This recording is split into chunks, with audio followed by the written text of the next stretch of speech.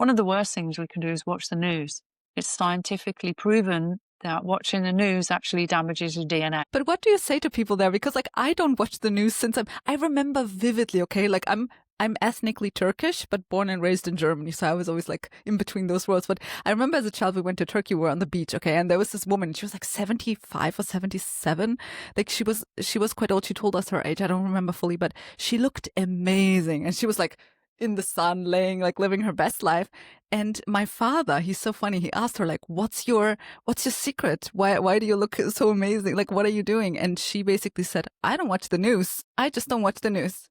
And somehow that stuck with me, and I was a child, but I realized, and then sometimes, okay, so in my daily life, when I tell people this, of course you still get things, okay, into your system. I still know things. I don't know how, but somehow it still gets, maybe on YouTube, maybe someone tells me about something. It's not that I don't know anything about the world. It's just that I don't seek out on purpose news. And people say that's ignorant. What do you say to these people? Well, I'd say, that's fine. You make your decision. Let's see which one of us is going to have a happier life for doing it, because it's not good for you. It's there to get you into fear states. It only shows you the negative stuff. All these bad things that are going on in the world. So it's not a good thing. It's not good for your health at all to get into that state. And learning that we're not just this physical being, we are a spirit in a body. We're a soul in a body that needs to be fed on all those different levels. Feed your body with exercise and good food and water, and feed your spirit with nature and meditation, or whatever it is that you decide, Tai Chi or whatever works for you.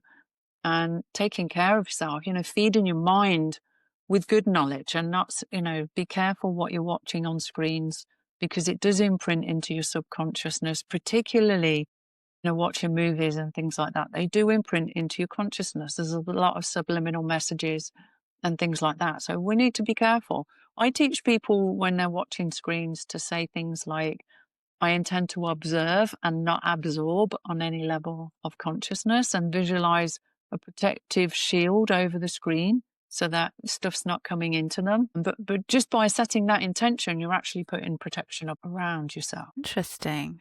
I've never heard about this. That's genius, actually, and simple to do. The thing is, the more I'm on this path, I actually don't really like to watch things anymore as much. Specifically, obviously, like horror movies, I have never understood. I still don't get it. I will never understand, like, how do you sit there and want to be frightened and see these images? Like, obviously, they have an effect on people. Like, I remember, when I watched a horror film when I was younger, and for 2 weeks or 3 weeks, I could not get this feeling that I was watched and like out of my mind. It was like, and at that point, it becomes real. It is real. It's real energy, even if it's played fear, right? Or played anger, it still makes you feel a certain way, right? So I think the thing is, if people want to do that, they should do that. But like, be aware of like what you're doing to yourself. Because obviously, if I watch a happy comedic movie and I feel like funny after and I feel good, then it had an effect on me. The same way that a drama, or a war movie or something can have an effect on you. So